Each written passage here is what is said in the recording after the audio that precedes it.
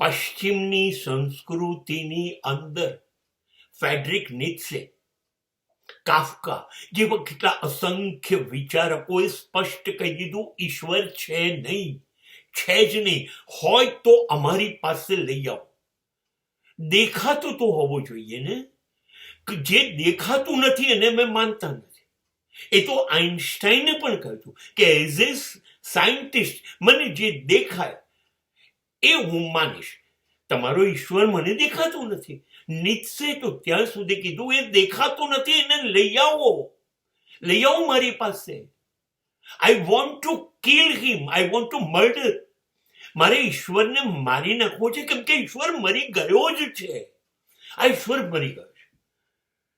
આ નાસ્તિકતા તરીકે દુનિયામાં ઓળખાય.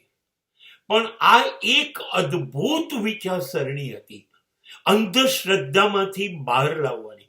આ કરો, આ ના કરો, ડરો કે લાલચ, કશું નહીં. અરે છે જ નહીં તો પછી ડરવાનું બી શું ને એની પાસે માંગવાનું પણ શું?